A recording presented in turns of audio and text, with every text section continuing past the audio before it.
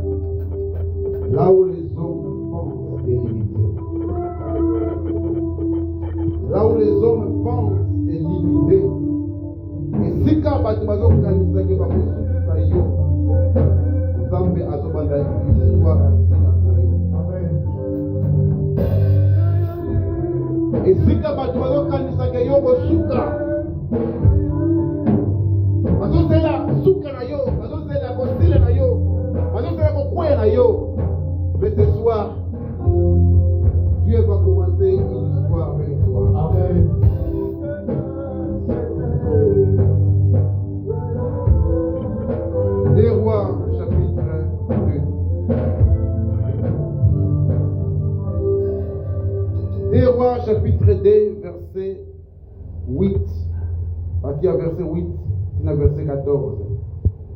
2 Rois, chapitre 2, partir du 8e jusqu'au 14e verset. 2 Rois, chapitre 2, verset 8 jusqu'au 14e verset. Alors Élie prit son manteau, les roula et en frappa les eaux, qui se partagèrent ça et là, ils passèrent tous des à sec. Lorsqu'ils eurent passé, Élie dit à Élisée, demande ce que tu veux, je te fasse pour toi avant que je sois enlevé d'avec toi. Élisée répondit qu'il y ait sur moi, je te prie une double portion de ton esprit. Élie dit, tu demandes une chose difficile, mais si tu me vois pendant que je serai enlevé d'avec toi, cela t'arrivera ainsi. Sinon, cela ne t'arrivera pas. Comme il continuait à marcher en parlant, voici un char de feu et des chevaux de feu les séparèrent l'un de l'autre. Et Élie monta au ciel dans un tourbillon. Élisée regardait et criait, mon père, char d'Israël et sa cavalerie. Et il ne le vit plus. Saisissant alors ses vêtements, il les déchira en deux morceaux. Et il releva le manteau d'Élie, le manteau qu'avait laissé tomber Élie. Puis il retourna et s'arrêta au bord du Jourdain. Il prit le manteau qu'Élie avait laissé tomber et il en frappa les eaux. Et il dit, où est l'Éternel, le Dieu d'Élie? Lui aussi, il frappa les eaux qui se partagèrent ça et là. Élisée passa. Amen. Amen. Est-ce que tu peux répéter avec moi? Lui aussi. Lui aussi. Répète avec moi. Lui aussi. Lui aussi. Il frappa les eaux. Il frappa les eaux Qui se partagèrent. qui se partagèrent Ça et là. ça et là. Et Élisée passa. Élisée passa. Maintenant, à la place de lui, tu vas mettre ton nom. Moi aussi. Moi aussi. Ce soir, Ce soir, je frapperai les eaux. je frapperai les eaux Et les eaux se partageront. et les eaux se Je partageront. passerai. Et Aaron passera. Je passerai. Je passerai. Au nom de Jésus. Au nom de Jésus. Est-ce qu'on peut acclamer la parole du Seigneur? Alléluia, alléluia, alléluia. Gloire au Seigneur. Acclamez, acclamez, acclamez, acclamez, acclamez. Gloire à l'agneau. Amen, amen, amen, amen, amen, amen. Il est présent. Amen. Amen. Amen. Prenez place. Merci. Lingala ou bien français? Interprétation. Hein? Donc, Lingala peut tous voir. Ok. Na Pamboli Nzambe wa Yesu grâce. Oyo a permettre à biso to kuta na sisa kwa oyo jusqu'à quelle heure ça?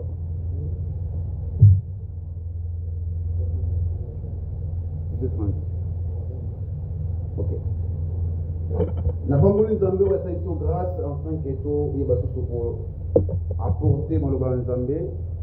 Nazali reconnaissant et pas ya moto Nzambe, un homme humble, un homme aimable, un homme, je ne sais pas comment je peux dire, na confiance oyo apporté et pas na biso évangéliste Aaron, enfin que tout la canal ya lipamboli pour na moto moko na pokwa yo. Na pamboli ba intervenant nyonso oyo balekaki liboso, ba précédaki biso autour ya thème oyo. Nzambe apambola bango. Nous avons été richement bénis de bénéficier de makambo belé. Peut nous continuer toujours en cas de marche de l'histoire. Na thème où est l'Éternel, le Dieu de lui. Na sali ko pambola Nzambe pour la présence de mon Nzambe. Donc de Dieu Winga ou accompagné biso, Nzamba pambola ye. Et dans ma femme, vous l'avez dit, vous disposez qui temps pour y en avoir pour vous. Vous avez dit que vous pouvez mater sans que vous voyez quelque chose de la part du Seigneur. Et ce qu'on dit, vous savez, et il n'est pas un lingon d'immédiat. Parce que ma femme, vous avez dit, il n'est pas un lingon d'immédiat. Ce qu'on dit, mango, et ça va faire un lingon. Amen. On dit que na poko lelo au zonga bongo sans que vous voyez quelque chose. Amen. Sous-thème nangai surtout pour ça sous-thème. Naïna le verset avoir l'accès au manteau. Vous avez accès na manteau. Yangonde sous-thème on a pour le verset thème autre le verset où est l'Éternel de Dieu. Mais avant na kende au kota na ba quelques révélations par la grâce du Seigneur. Nalinga qui d'abord na instruire l'église dans Zambé. Nalinga qui beaucoup plus na fanda na instruction et si manango de aussi quelque chose sur la révélation. Parce que je dis que malheureusement en Zambé, tu peux présenter la révélation, tu peux présenter par rapport à la connaissance, tu peux présenter par rapport à la doctrine, tu peux présenter la prophétie. Alors, c'est le thème autre de ce là, tu peux aborder plusieurs aspects. Nous pouvons aborder un aspect doctrinal, nous pouvons aborder un aspect de la connaissance, nous pouvons aborder un aspect de la révélation et de la prophétie. Mais mingi n'a pas quoi l'autre pour faire quatre aspects de la connaissance, il y a instruction et ciment, tu peux dire que fait ça moins révélation par la grâce du Seigneur. Parce que makambo est tellement ébélé dans la carte de texte. Parce que tant que vous avez un texte, vous avez un passage, mais il y a Bible, donc Bible, il y a verset, il y a 2 rois, 14 places, donc toute la Bible est au thème. Mais la pourquoi plus tous à la mingi na carte il y a instruction. Vous sentez que sous thème langai ezali ozwa accès na manteau. Parce que le problème dans la pourquoi oyoyo yo pe il faut les gars devant obstacle aux élèves sur yo. Problème dans la pourquoi oyozali que ba obstacle oyozo kutelango yo pe il faut les gars na obstacle wana. Ba difficulté oyozo kutelango oyo eza de pays on va se poser question wapi nzambo na sambelaka wapi nzambo na zoluka wapi nzambo na zobela wapi nzambo na sambelaka butu pe moyo parce que à chaque fois on méditer passage oyo eloko moko zo mataka tangana zo comprendre que tel oyo ezali réponse pour na mutu moko atakata osika. Amen. Et c'est na mutu moko atakata osika oyo autokuta la difficulté tout à traverser un moment très compliqué à traverser un moment difficile peut abandonner comme se poser question mais wapi nzambe onga na sambelaka wapi nzambe ngo oyo ya biblia wapi nzambe ngo oyo tobelaka butu pe moyo et c'est mutu moko azali ko se poser la question mille et une questions à chaque fois azali ko penser na ba déception azo penser na ba situation oyo autokuta nango. Mais si quand il dit que n'a pourquoi les lots, Zambé a une réponse pour la yo na kombo ce matin. Amen. Bien aimé, et l'autre liboso, oyo photo simba, na kati ya instruction na biso, et l'autre liboso, tant que tout ça là, Élie na Élisée, et ça le la maître na disciple, et ça le la père na fils, bazo tambola. Parce que déjà Élie tanga koma na suka ya musala na ye na suka ya musala na ye Nzambe ayebisaki déjà Élie que okowendre Élisée na place na yo lokola prophète. Donc Nzambe ayebisaki déjà Élie que okowendre Élisée na place na yo. Donc Élie azaki conscient ayebaki déjà que ndenge na boye nazo kende. Et puis, normalement, il faut na oindre Élisée na place nanga. Et c'est ce qui a fait que Élie accueilli maintenant pour trouver Élisée. Quand on a trouvé Élisée, Bible dit qu'il a voit qui est manteau. Quand on voit qu'il est manteau, Élie a dit Élisée, pense à ce que je te fais. Quand il s'est bien le Cameroun na salio. Et à partir de Wana, Élisée a commencé à servir Élie. A commis serviteur, a commis moko ya serviteur Élie. A commis tangola laye, a commis landaye, a commis servir Élie. Et jusqu'à ce que maintenant il comme qui dans moment où Élie il faut akende. Et marche na bango bandaki manda Gilgal, batambola ki 3 villes, Gilgal, Bethel, Jéricho, si ba comme na Jourdain. De dans ba comme na Jourdain, de place wana Élie a vu manteau. A Bétimal, a Bétinagata Jourdain, Jourdain Fungami, Baleki. Nesikoyo, pendant que tamboula, pendant que marché qui yé na Élysée, bazo marché, dans chaque ville au Baleki, il y avait des fils de prophètes. Pendant la Gilgal, il y a Bethel, il y a Jéricho, les fils de prophètes, il y a et les fils de prophètes, il y a Élisée. Est-ce qu'on y a dit que les lois n'est pas bouillé? Élie est donc maintenant, il y a un peu d'élevé. Il y a un bino, pour qu'on ait un monopole. Élie avait dit à Élisée, yo, tu as un awa, il faut nakende, zamba tininga ikuna, atininga Bethel, atininga Jéricho, yo tika, mais Élisée avait dit toujours attaché. Mais si Élie a aussi la bongo, Élie a dit très bien que il faut na wendre Élisée. Mais quand il y a Élie avait dit ça Élisée, tika na yo. Tika na yo. Kolona ngate tika la. Zonga tika la. C'est-à-dire que Élie, c'est comme si à se décourager na Élisée. Kolona ngate souffrir. Reste. Mais Élie a dit Atala parce que dès le départ, a dit ça qui déjà Élisée, quand on voit qu'il est manteau, a dit ça qui est très bien. Pense très bien à ce que je t'ai fait. Tu as dit ça très bien et là on a sali katayo. Maintenant Élie a dit ça rassure que ce qui Élisée a compris qui geste, a compris qui est le roi, a compris qui appelle naïe, a compris qui appelle na ma onzamba bengiye. Élie a dit ça sûr. Est-ce que Moutou a comprendre? Est-ce que Moutou a se solide? Élie a dit est-ce que dans quand il y a Élisée, est-ce qu'il y a l'attachement et il y a la persévérance? Bien aimé le Seigneur, instruction na le bosso na yo Moutou ozali mwana na Nzambe o Nzambe atie na makolo atie pembeni ya mosala Nzambe o eza awawa. Et donc le bosso na to instruire yo bien aimé, reste attaché à l'homme de Dieu. Est-ce que vous dites amen? Amen. Reste attaché na mosala Nzambe. Mosala Nzambe attention mo le quoi ça et le comme côté. Mais mosala Nzambe nyo surtout à toujours quelque chose qui est extraordinaire. Amen. Atena na miso ozo mona ye asani telo comme côté ozo mona ka bongo ozo mona ka loti bongo bien mais yeba toujours que na mosala Nzambe nyo surtout il y a quelque chose Nzambe atakata na ye. Amen.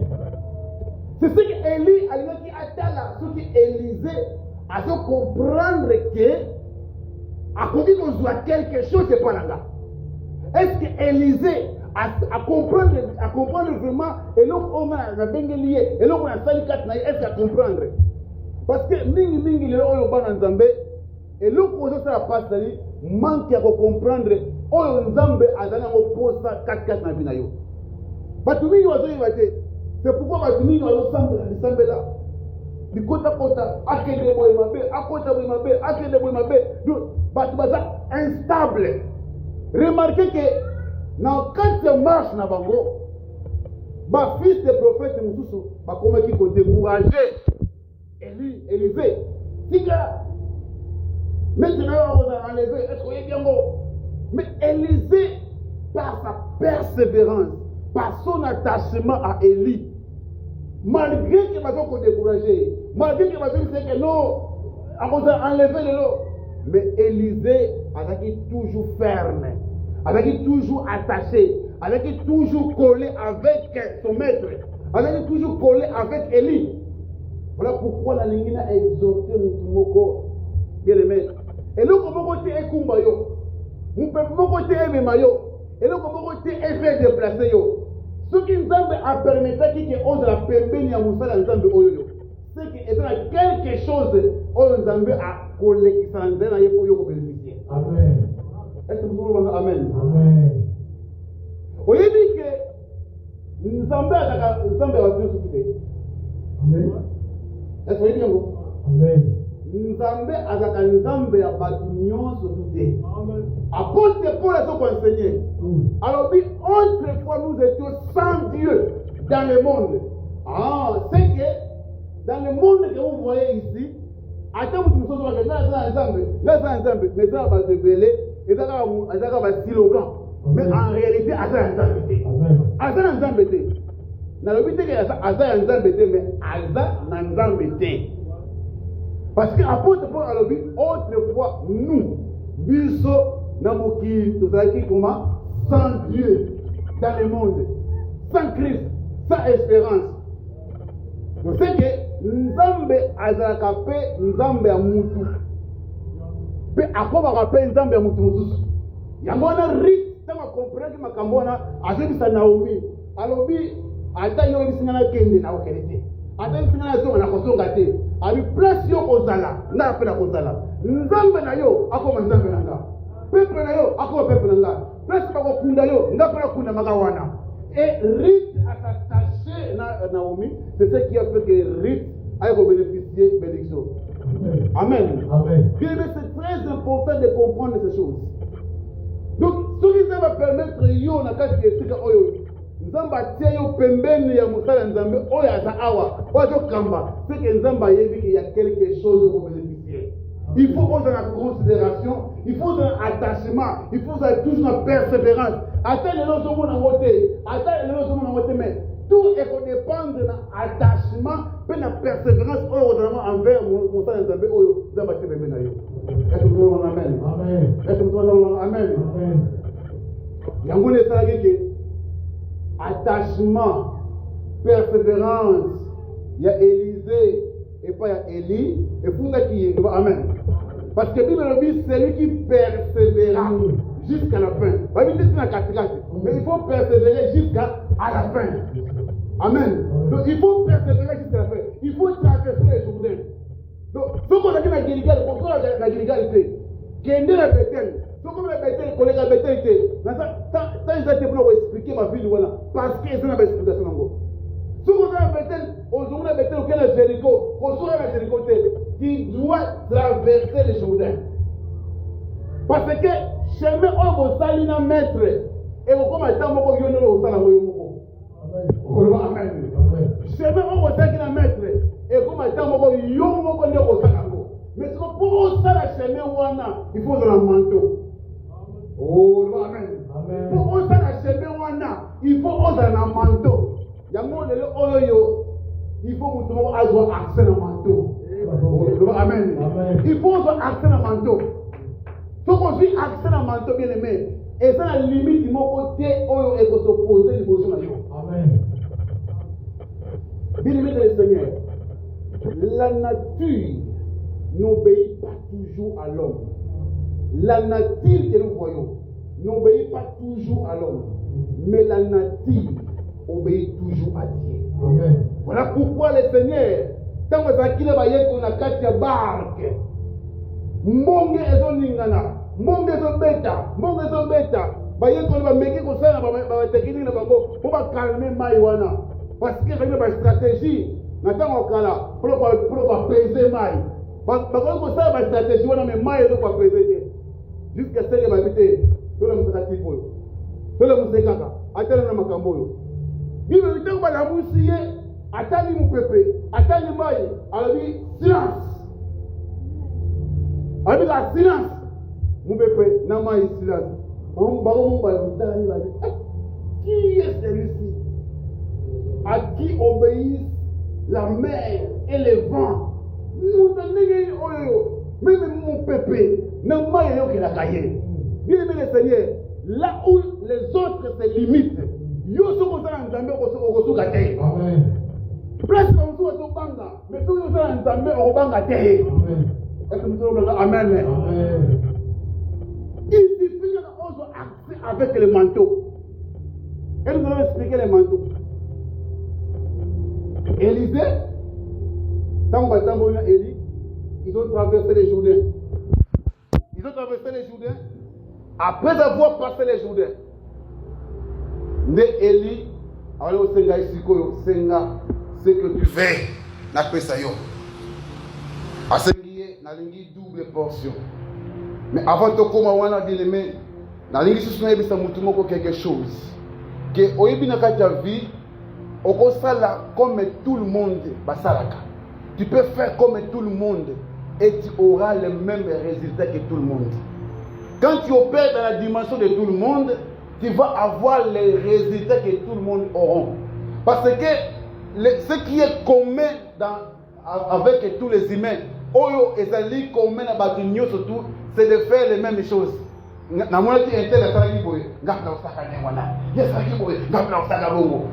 bien aimé, il faut arriver parfois à opérer dans d'autres dimensions pour avoir d'autres résultats.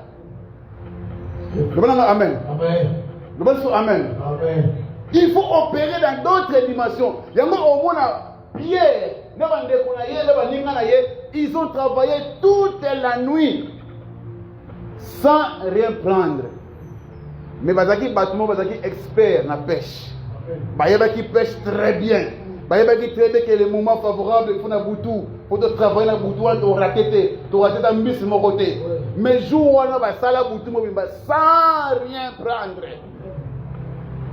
Et le matin, quand on va y aller, je sais à combien on a, à ici, bango, pour avancer dans Maya Mozindo. Bon, filer.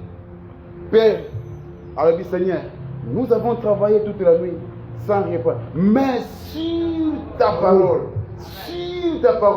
ça veut dire qu'ils avaient opéré dans leur propre dimension sans rien prendre. Amen. Maintenant, le matin, ils ont opéré dans la dimension de Jésus. Sur ta parole, je jeterai le filet. Amen. Et dans le bois qu'ils filaient sur la parole de Jésus, ils avaient pris une grande quantité de poissons. Amen. Bien aimé le Seigneur, quand tu vas changer de dimension, tu changeras les résultats dans ta vie. Amen. Ou est-ce que je parle à quelqu'un? Amen. Si tu changes les résultats, on peut changer les résultats dans ta vie. Mais si tu regardes les moko, parce que oh, c'est là qui boy, on a pris un copier. Yes, c'est là qui boy, on a pris ça quand on l'a yé. Mais on va regarder le même résultat qu'à la base surtout. Yango Omona, Élisée, fils de prophète. Oh, bazali komona yé. Oh, bazali ko décourager yé. Oh, bazali ko lobaloba yé. Bazali ko tala yé. Ezali na mususu ba continuer qui même parce que na mukilo za ba mususu ba mbamba. Le balingi va tala ndingi au soukela. Ndingi ko sila pour la vie na yo. Ba mususu bazali wana ba accompagner yé. Dina journée do ba ke penza ba otala na. Et ko souka ndingi ni pour la moto yo. Namba na ye, na persévérance na ye. Et ça va te bele ba otala na. Mais yepé molende kana makamwa nzambe. Yepé alinga ensemble. Yepé ka tout ta intercession, tout ta prière. Bazo tala, bazo zela. Ningi ko sala après. Mais bien aimé, c'est lui qui sera persévérant jusqu'à la fin. A comme la gloire ensemble. Ba fils de prophète wana ba kenda ti bango ba katsate. Ba otaka na musika. Qu'est-ce qui va se passer? Et ko souka ndenge nini? Tant que la musique, remarquez que tant Élie abeti mai, baleki, fils de prophète va dire ça va, ok, pour moi total ce qu'on y est, en cause de l'année. Le amen. Total ce qu'on y est, en cause de l'année. Allez bien, ce qu'on total est sur la zone. Donc on va observer total. Tant que Élie accueilli, Élisée a récupéré manteau. Élie a compris, Élisée comprend que et l'autre est fongula kamai, ils a gagné manteau. Amen. Et l'autre est fongula kamai, ils a gagné manteau. Mais makambo et banda wana te, et banda quelque part. Si on dit ma soute aussi, mais pas c'est banda makambo. Élisée comprendre que eloko formula kamai, oye panda kamai, oye kabula kamai et zakane manteau. Ce que les gens manteau, attends mai et ça ni bosona mai au kabana. Amen. Oye dit que mai la Bible est représentative de rebelle. Mai zakane tes paroles, oh mai parole, mai la parole, mai la parole, mai zakane parole te. Ce qu'on t'enlit très bien dans les Écritures, mai et zakane la représentation rebelle. Amen. Amen. Ce qu'on a contexte autre zali. Le mot là déjà parole le mot maï. Malheur comme on a que maï a comme le obstacle. Amen. Ce qu'on a quand la Bible maï le mot obstacle est représenté le mot roi puissant. Parce que tant que le roi Assyrie, parce que présenter le mot les eaux puissants, où ils ont pour engloutir et dominer et mêler Israël. Donc maï est représenté comme le roi puissant, va contaminer, va gouverner, yaminer. Ba autorité ya minene o obiti so lo mutali emelayo ba ça ba mai ba amen mais mundo za manto ata mai etelemi ata mai gangi ata mai fongwami ata mai etelemi mais mundo za manto arobanga mai te orobanga amen amen manto mai e ko za pa situation immigration on se lever contre yo et ça mai. Et mais il faut avoir le manteau pour partager ses eaux et puis passer aussi. Parce que Dieu dit que lui aussi. Moi aussi. Moi aussi. Moi aussi. Ce soir, je frapperai les eaux. Je passerai. Au nom de Jésus. Tu passeras bien les mains. Parce qu'elle est sur manteau. Dans Élisée a l'équipe, ma fils de prophète, c'est dans la bataille, vive le bi, l'esprit d'Élie repose sur qui? Sur Élisée. Bango moko, l'esprit d'Élie repose maintenant sur qui? Sur Élisée. Oh, Job a donc enseigné l'issue. Job avait enseigné qu'en réalité, dans l'homme, c'est quoi? En réalité, dans l'homme, c'est quoi? C'est l'esprit. Ah, donc c'est que si l'esprit d'Élisée est en Élisée, donc en réalité, en Élisée, c'est qui? Oh, en réalité, en Élisée, c'est qui? C'est Élie. Ah, donc c'est que Élie a son monde d'accueillir, mais à quel quitté. Parce que ceux qui ont écrit, sinon ils ont écrit est compliqué. Parce que Jésus le dit, personne n'est monté au ciel. Jésus le dit, personne n'est monté au ciel. Ah, nous comprenons qu'il n'est pas monté. Attends, ils ont monde d'accueillir, à quel quitté. Azon a la carte Élysée. Donc, pas comme on a Élysée, mais la carte Élysée, il y a qui? Il y a Élie. Amen. Amen. Mais on va que dans quatre Élysée, il y a qui? Élie. Parce qu'en réalité, dans l'homme, c'est qui? C'est l'esprit. Et comme le fils des prophètes, on va dire que inspire Élie et qui dit sur la carte d'Élysée, on va comprendre que maintenant Élie, à cause de la carte d'Élysée. C'est-à-dire que Élie a zongi. Mais la forme est Élysée. Le bas amen. Amen. Le bas amen. Amen. N'a rien pas au Kende. Mais là, tant que fils de prophète a monté dans wana, bango moko, bafukanu, se prosterner, liboso ya Élysée. Parce qu'il va comprendre que mutu oyo azasu ndenge moko tenenga nekaki. Le bas amen. Je peux dire à quelqu'un ce soir, Okobima awa tenene le kotaki awa. Amen. Non. On dit pas makamoto. Ce qu'on dit maman me hôtel nous sauter pas. Gloire au Seigneur. Nous sauter gloire au Seigneur. Parce que makamoto solo ba ezo sala mandengi wana. Amen. Amen. Amen. On dit nous koloyer ça comme la kimba video. Ah, yeso sambela te. Eso yemo. Asambela te aloba yikaka. Bozwa mai. Botia. Botoka. Bokeni sikoyo. Dans le cas maï, c'est qu'un démon. Assemblée je prie maintenant. Au nom maï, alors bas qui kaka. Dans le pendant que Zoloba, miracle fait nuit. Et salama. N'est-ce pas Zoloba boye?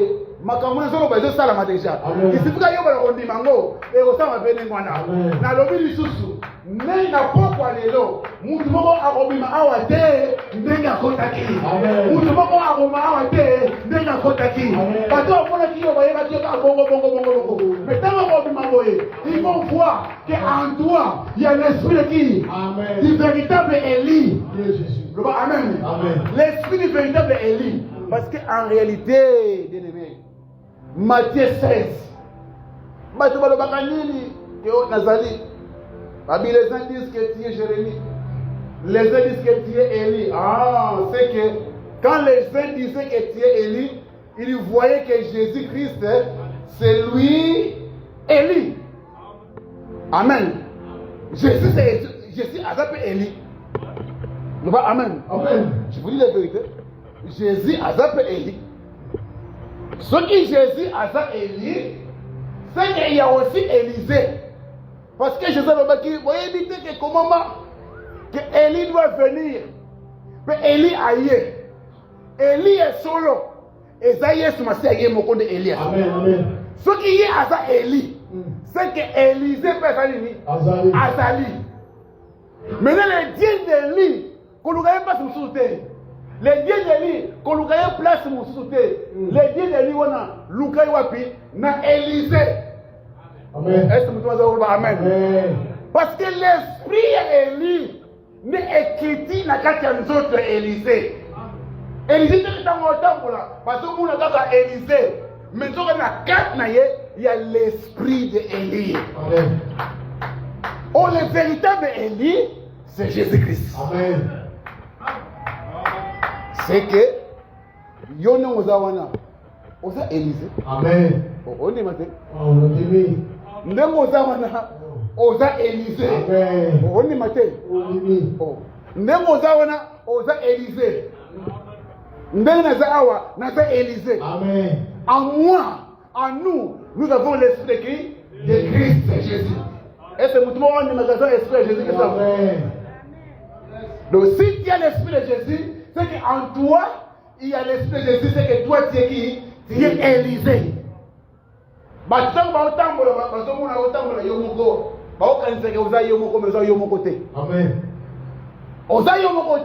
Mais nous avons informé Moutoumoko. Pendant que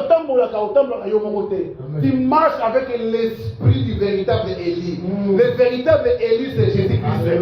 Voilà pourquoi, par le nom de Jésus, c'est là et tu passeras. Amen. Amen. Et nous, quand nous avons la bâtiment et Amen. Je parle de quelqu'un. Amen. Je parle de quelqu'un qui dit Amen. Et nous, quand nous avons la bâtiment et Amen. Et nous, quand nous compliqué, bâtiment compliqué au thé. Amen. Parce que tu as en toi l'esprit du véritable Élie. Jésus-Christ. Merci. Est-ce qu'on peut acclamer Jésus-Christ? Est-ce qu'on peut acclamer Jésus-Christ? Bien aimé. Il faut commencer à opérer dans la dimension de Jésus-Christ. Quand tu opères dans la dimension de Jésus, bien aimé, limite mon côté tellement les besoins. Amen. Écoutez, quand vous Élisée a zonga siko yemoko, abandi na Jéricho, ville les bosso, parce que ville est sous Kazaki Jéricho. Amen. Ville est sous Kazaki Jéricho. Ville où est sous Kazaki comme ville les bosso ya Élisée. Amen. Tant que comme wana, et donc les bosso, bah il dit que au moins ville et dans bien. Mais problème à ville la biso oyo, mai des amis, ils ont ma belle.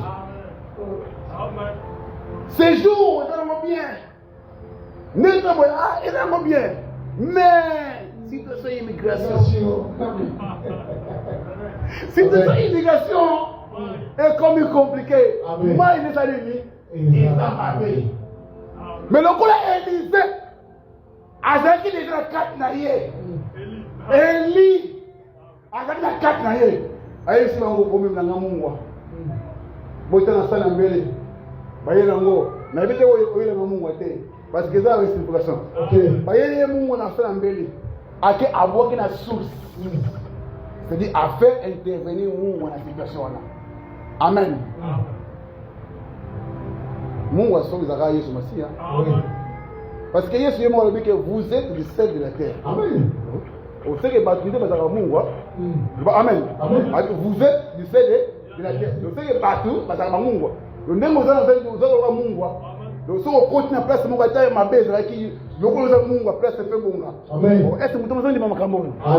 Est-ce que vous avez dit Makambo? Je reçois. Le place Mungwa. Oh, non, non, je vous dis matin. Mais autant que on a Bible fait, vous êtes les sels de ce monde. C'est que vous avez Mungwa. Le place Mungwa. Attends, il va les gens à belle, le place Mungwa, sinon on continue pas la faire bien. Amen. Ata foi na kimya za katelo wanga za Mungu aswa kwenda kwa yona kimya. Amen. Parce que na za Mungu. Amen. Na pesa ka isengo. Na pesa ka ilengi. So na côté na place il faut esengo kota. Amen. Amen. Amen. Élisée abandi liboso kwa Seigneur ko bongisa mai de baki. Bien aimé le Seigneur. Situation nyoso tout ozomona compliqué, mais c'est que tu as le manteau. Dès que tu as l'accès au manteau, bien aimé, quelle que soit la situation est comment possible. Amen. Est-ce que vous amen? Amen. Élisée est sur a continué. Deuxième vie, ma commune à Bethel. Dans la commune à Bethel, à côté de la garçon, oui. Balou se caille. Oh, mon talibandi. Oh, mon talibandi. Balega qui wana. Balega qui wana Eli. Baseka qui était. Donc Eli est accueilli, bakomi osekaye. Bien aimé, oyebi ko sala nzambe faut oser la persévérance. Parce qu'il viendra le temps où tu verras dans ta vie parfois des moments où les gens se moquent de toi sans intérêt, sans problème, sans nini. Mais bah toi c'est kaka. Donc azoluka sans cause, voilà, merci papa. Sans cause. Donc azoluka il est comme mokoboye. Pour se moquer na yo, pour attirer na yo, pour humilier yo. Et bah jeune garçon va venir qu'on se moquer na Élisée. Libandi, alors c'est que libandi na ye, qu'on se moquer na ye. Et Élisée les avait frappés. Amen. Amen. Bien aimé Seigneur, il faut qu'il arrive aussi le temps. Oh Nzambe, il faut frapper, bah moquer, bah se moquer na vie na ye. Amen. Mais avant de frapper bango, il faut nana ba mona gloire ndenge za ba kotombola yo. Ya wana lo baka ke ba ennemi na biso mususu. Il faut nzamba tika ba mona no vivant. Ba za yana wana. Parce que la se plaque de l'eau de David le baka. Il dresse une table où en face de qui? De l'adversaire. Ah donc il faut nzambe adresser une table. Ba mona na fandi. Nazolia bango liboso do basfandi wana bazomona ndenge nazolia le fait dire que bakufana nute bazala wana bamona ndenge nzamba ko elefe yo parce que il faut qu'il y ait les survivants o bakome masango mutu totonga ki mutu to humilier nzamba salelier nzamba tombolier nzamba pombo il faut qu'il y ait les survivants o bakome masango le bon amen amen. Mais le problème il faut avoir accès au manteau de Dieu. Amen. C'est capital ça. Avoir accès au manteau. Mais pour avoir accès au manteau, la première chose, quand Élisée a quoi, Élie a quoi ce manteau, Élisée est là le bosso à Osala. Il faut à katana no bilamba. Il faut katana bilamba. Pour ceux qui ont katana bilamba, moyen aux vêtements de l'échange des merci. Avant le vêtement de l'échange, il faut donner au katayayo. Après aussi le vêtement de l'échange. Le amen. Au vêtement au katayayo, ça banati yakala. Le lelo, le fundu, le kuta. Nous sommes les alliés bilamba kala. Il faut katango bozo ilamba solo. Amen. Amen. Amen. Aux manteaux faut katana bilamba kala. OK. Tant que au quartier monté et la on est le salaire et le monté. Parce que au côté monté à des la maman non. Au côté ça monté. Il faut quatre ans kala. Après on y a six quatre ans et sur place. Amen. Parce que l'esprit est lui. En réalité, il y a quatre manteaux. L'esprit de lui et il y a quatre manteaux. Parce que il y a l'amba moutou la gamoutou là. Amen. Amen. Amen. Esaú a beau marqué comme un manteau. Donc Esaú est qui manteau. Tant Esaú a beau maman est beau manteau. Moutou mais à manteau. Yamamoni. Pour les bomboliers à Jacob, les bomboliers à Esaú et que les pas Jacob, il faut pas jouer Jacob. Maman doit Jacob, Allah dit ça y est, il a marre. Il y a Esaú pour sa bénédiction. Amen. Nous ne sommes pas là. Mais le problème, c'est que il y a un bandana qui kata bilamba oya kala. Bomo to kala. Lolé to kala. Lolé to nyo surtout. King Bongai. Olongo lango. So olongo lango te. Moi, on doit accès le manteau. Exacté. Est-ce que nous allons amen? Amen. Est-ce que nous allons amen? Amen. Est-ce que nous allons aller au manteau? Amen. Mais c'est quoi les manteaux? C'est quoi les manteaux? Les manteaux, et ça aussi dans ma Bible, parce qu'il faut se mêler.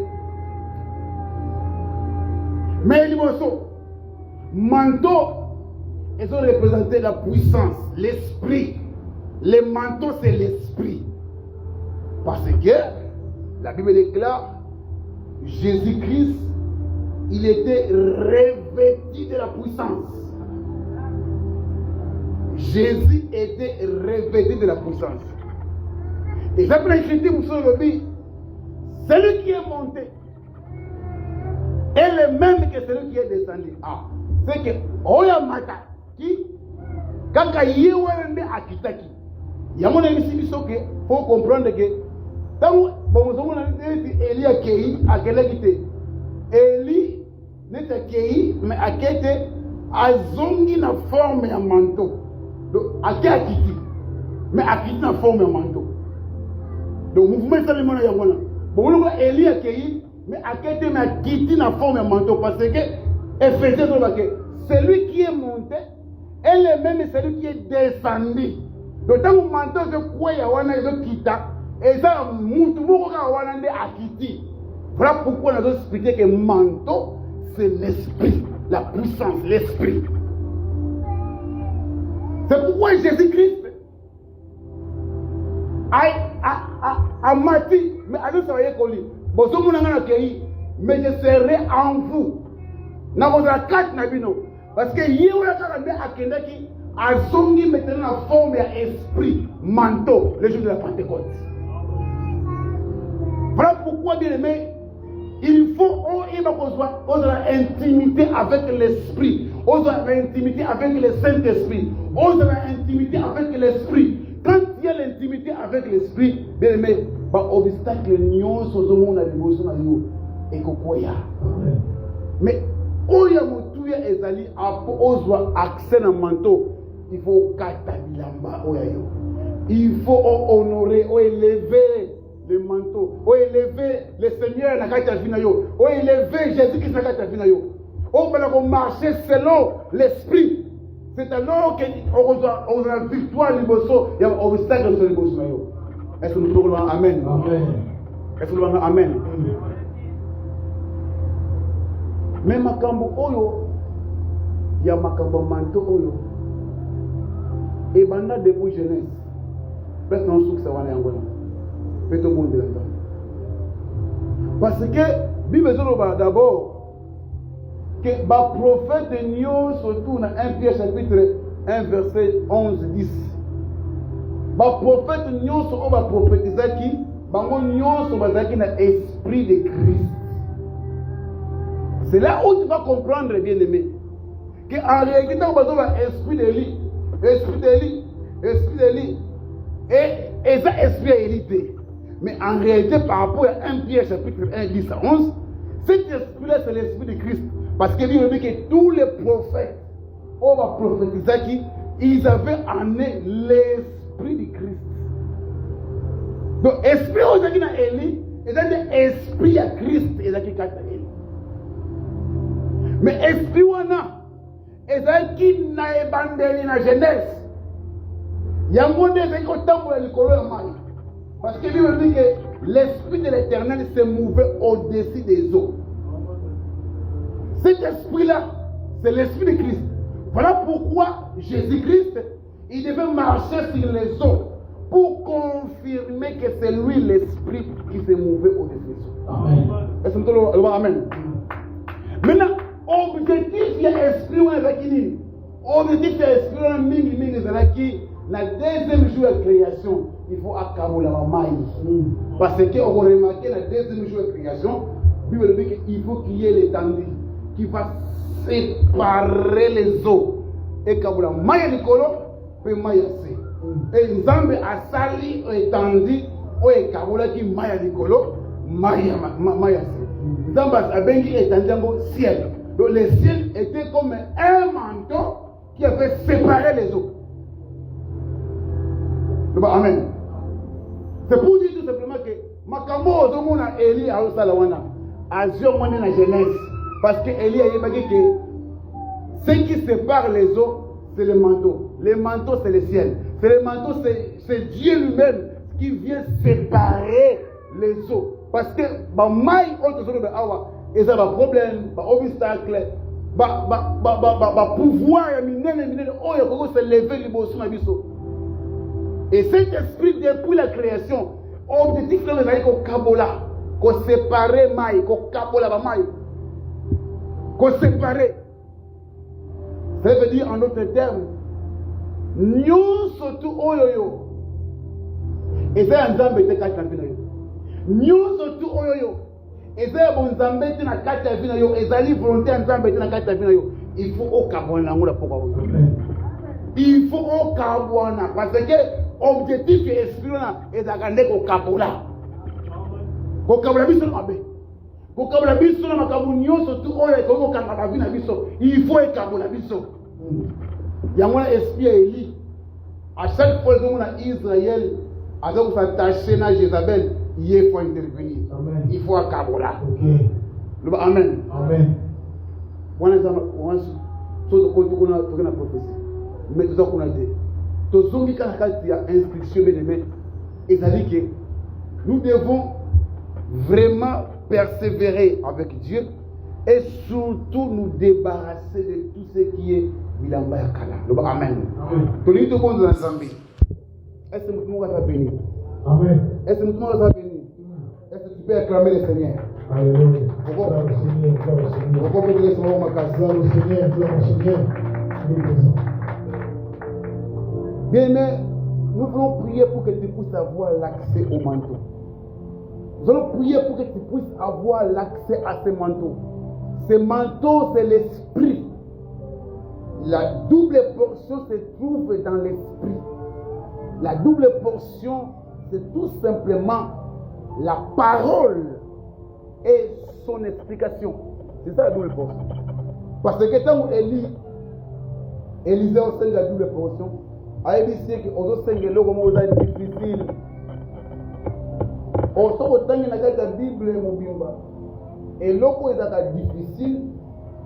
Ezalaka na Daniel 2. Olobandoto pe opesa explication ya ndoto. Donc olobandoto ya roi parce que roi aloti ndoto ayebi yango mais aboyi koloba. Abi yoshiko lobandoto na loti pe pesa explication ndoto wana. Ba magicien ba dit c'est que le roi demande c'est quelque chose qui est difficile. Ozoma loko difficile ya mwana. Loko difficile ko lobandoto pe opesa explication ndoto wana. Donc quand on parle de la double fonction, c'est la parole et l'explication. Ou la parole et l'esprit. La parole et la puissance. Et toutes ces choses-là, c'est le Saint-Esprit, il a déposé ça en nous. Après ça, il y a une église. Parce que Élisée est solo le oyo, eza yo, ezanga, eza église. Élisée est solo le oyo, eza ba ministre la parole de Dieu. Oyo, kat na bango bazana parole, pe bazana puissance. baza na parole mpe baza na explication baza na parole mpe baza na explication ya parole wana. C'est ça la double portion. Amen. Nous allons prier le Seigneur. Tellement merci aux alliés. Tout le monde les entend. Enfin que au quota on soit accès dans le manteau avec l'esprit. Maïni ne va être une leçon. Maïni